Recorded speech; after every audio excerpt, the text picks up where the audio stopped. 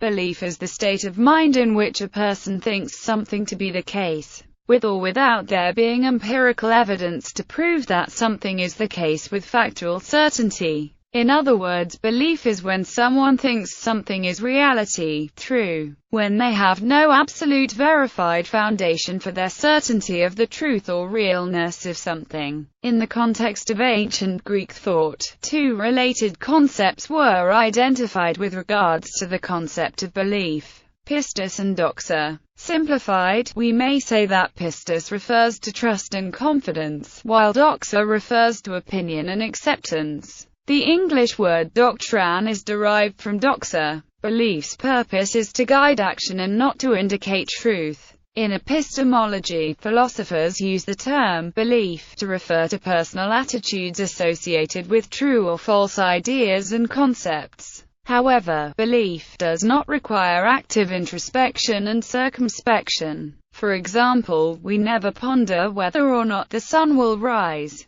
We simply assume the sun will rise. Since belief is an important aspect of mundane life, according to the Stanford Encyclopedia of Philosophy, the question that must be answered is, how a physical organism can have beliefs. Knowledge and epistemology. Epistemology is concerned with delineating the boundary between justified belief and opinion, and involved generally with a theoretical philosophical study of knowledge. The primary problem in epistemology is to understand exactly what is needed in order for us to have knowledge. In a notion derived from Plato's dialogue Theaetetus, where the epistemology of Socrates most clearly departs from that of the Sophists, who at the time of Plato seem to have defined knowledge as what is here expressed as justified true belief. The tendency to translate from belief to knowledge, which Plato utterly dismisses, which was the task of the rhetors to prove. Plato dismisses this possibility of an affirmative relation between belief and knowledge even when the one who opines grounds his belief on the rule, and is able to add justification to it. It is important to keep in mind that the sort of belief in the context of Theaetetus is not derived from the theological concept of belief, which is pistis, but doxa, which in theological terms refers to acceptance in the form of praise and glory. Strangely, or not, Plato has been credited for the justified true belief theory of knowledge, even though Plato in the Theaetetus elegantly dismisses it, and even posits this argument of Socrates as a cause for his death penalty. Among American epistemologists, Gettier and Goldman have questioned the justified true belief definition, and challenged the sophists of their time as a psychological phenomenon. Mainstream psychology and related disciplines have traditionally treated belief as if it were the simplest form of mental representation and, therefore, one of the building blocks of conscious thought. Philosophers have tended to be more abstract in their analysis, and much of the work examining the viability of the belief concept stems from philosophical analysis. The concept of belief presumes a subject and an object of belief. So, like other propositional attitudes, belief implies the existence of mental states and intentionality, both of which are hotly debated topics in the philosophy of mind, whose foundations and relation to brain states are still controversial. Beliefs are sometimes divided into core beliefs and dispositional beliefs. For example, if asked, "Do you believe tigers wear pink pajamas?" a person might answer that they do not, despite the fact they may never have thought about this situation before. This has important implications for understanding the neuropsychology and neuroscience of belief. If the concept of belief is incoherent, then any attempt to find the underlying neural processes that support it will fail. Philosopher Lynn Rudder Baker has outlined 4 main contemporary approaches to belief in her controversial book Saving Belief. Our common-sense understanding of belief is correct, sometimes called the mental sentence theory. In this conception, beliefs exist as coherent entities, and the way we talk about them in everyday life is a valid basis for scientific endeavor. Jerry Fedor is one of the principal defenders of this point of view. Our common-sense understanding of belief may not be entirely correct. but it is close enough to make some useful predictions. This view argues that we will eventually reject the idea of belief as we use it now, but that there may be a correlation between what we take to be a belief when someone says, "I believe that snow is white," and how a future theory of psychology will explain this behavior. Most notably, philosopher Stephen Stich has argued for this particular understanding of belief. Our common-sense understanding of belief is entirely wrong and will be completely superseded by a radically different theory that will have no use for the concept of belief as we know it, known as eliminativism. This view argues that the concept of belief is like obsolete theories of times past such as the Forhumer's theory of medicine, or the phlogiston theory of combustion. In these cases, science hasn't provided us with a more detailed account of these theories,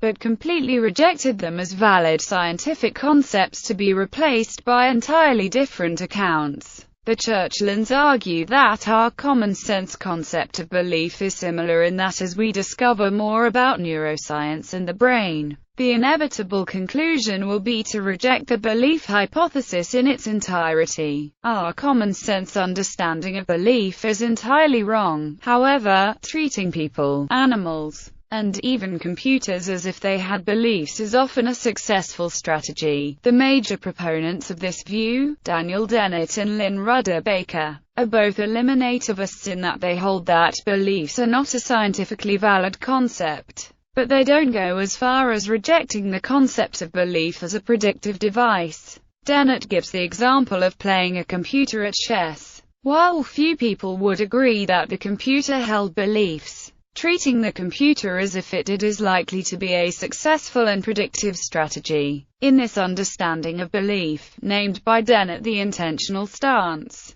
belief-based explanations of mind and behavior are at a different level of explanation and are not reducible to those based on fundamental neuroscience, although both may be explanatory at their own level. Epistemological belief compared to religious belief. Historically, belief in belonged in the realm of religious thought, belief that instead belonged to epistemological considerations. Belief in to believe in someone or something is a distinct concept from believing that there are at least these types of belief in. Commendatory faith. We may make an expression of faith in respect of some performance by an agent X, when without prejudice to the truth value of the factual outcome or even confidence in X otherwise, we expect that specific performance. In particular, self-confidence or faith in one's self is this kind of belief. Existential claim, to claim belief in the existence of an entity or phenomenon in a general way with the implied need to justify its claim to existence. It is often used when the entity is not real, or its existence is in doubt. He believes in witches and ghosts, or many children believe in Santa Claus, or I believe in a deity, are typical examples. The linguistic form is distinct from the assertion of the truth of a proposition since verification is either considered impossible, irrelevant or a counterfactual situation is assumed. Belief that economical belief. Economic beliefs are beliefs which are reasonably and necessarily contrary to the tenet of rational choice or instrumental rationality. Studies of the Austrian tradition of the economic thought, in the context of analysis of the influence and subsequent degree of change resulting from existing economic knowledge and belief, has contributed the most to the subsequent holistic collective analysis. Delusion. Insofar as the truth of belief is expressed in sentential and propositional form, we are using the sense of belief that rather than belief in. Delusion arises when the truth value of the form is clearly nil. Delusions are defined as beliefs in psychiatric diagnostic criteria. Psychiatrist and historian G. Berrios has challenged the view that delusions are genuine beliefs and instead labels them as empty speech acts, where affected persons are motivated to express false or bizarre belief statements due to an underlying psychological disturbance. However, the majority of mental health professionals and researchers treat delusions as if they were genuine beliefs.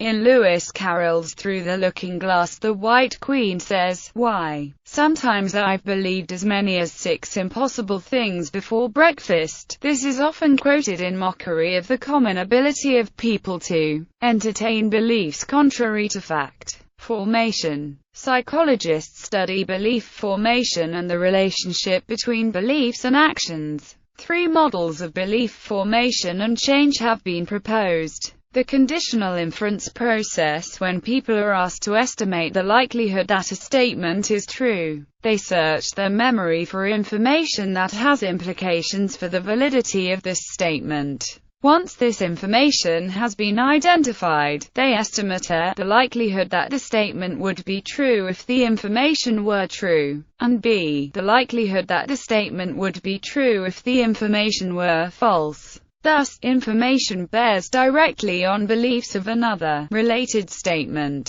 Linear models of belief formation. Unlike the previous model, this one takes into consideration the possibility of multiple factors influencing belief formation. Using regression procedures, this model predicts belief formation on the basis of several different pieces of information, with weights assigned to each piece on the basis of their relative importance. Information processing models of belief formation and change. These models address the fact that the responses people have to belief-relevant information is unlikely to be predicted from the objective basis of the information that they can recall at the time their beliefs are reported. Instead, these responses reflect the number and meaning of the thoughts that people have about the message at the time that they encounter it. Some influences on people's belief formation include internalization of beliefs during childhood, which can form and shape our beliefs in different domains.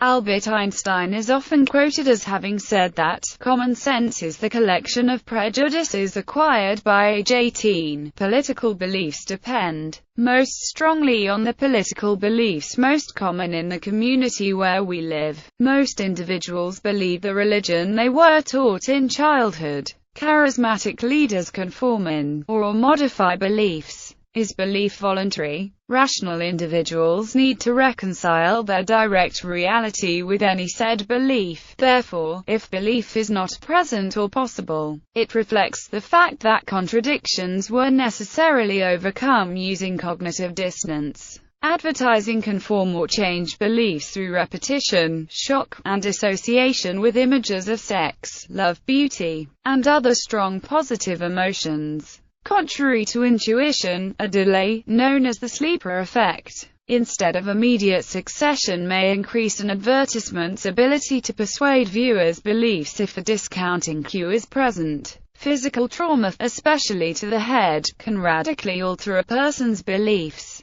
However, even educated people, well aware of the process by which beliefs form, still strongly cling to their beliefs and act on those beliefs even against their own self-interest. In Anna Rowley's book, Leadership Therapy, she states, "You want your beliefs to change. It's proof that you are keeping your eyes open, living fully and welcoming everything that the world and people around you can teach you. This means that people's beliefs should evolve as they gain new experiences." Justified true belief. Justified true belief is a definition of knowledge that is most frequently credited to Plato and his dialogues. The concept of justified true belief states that in order to know that a given proposition is true, one must not only believe the relevant true proposition, but also have justification for doing so. In more formal terms, a subject knows that a proposition is true if and only if is true, believes that is true, and is justified in believing that is true. This theory of knowledge suffered a significant setback with the discovery of Gettier problems,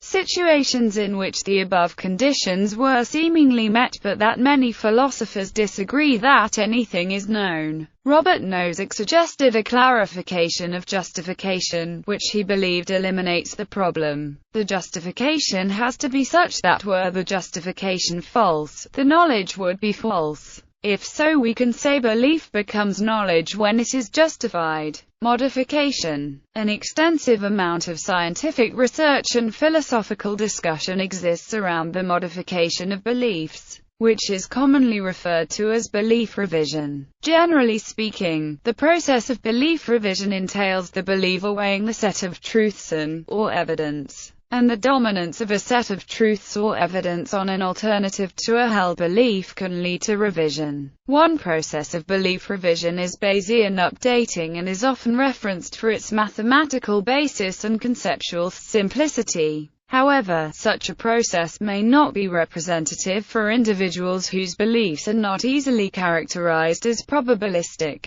There are several techniques for individuals or groups to change the beliefs of others. These methods generally fall under the umbrella of persuasion. Persuasion can take on more specific forms such as consciousness raising when considered in an activist or political context. Belief modification may also occur as a result of the experience of outcomes, because goals are based, in part, on beliefs. The success or failure at a particular goal may contribute to modification of beliefs that supported the original goal. Whether or not belief modification actually occurs is dependent not only on the extent of truths or evidence for the alternative belief, but also characteristics outside the specific truths or evidence. This includes, but is not limited to, the source characteristics of the message, such as credibility, social pressures, the anticipated consequences of a modification, or the ability of the individual or group to act on the modification. Therefore, individuals seeking to achieve belief modification in themselves or others need to consider all possible forms of resistance to belief revision. Partial. Without qualification, belief normally implies a lack of doubt, especially insofar as it is a designation of a life stance.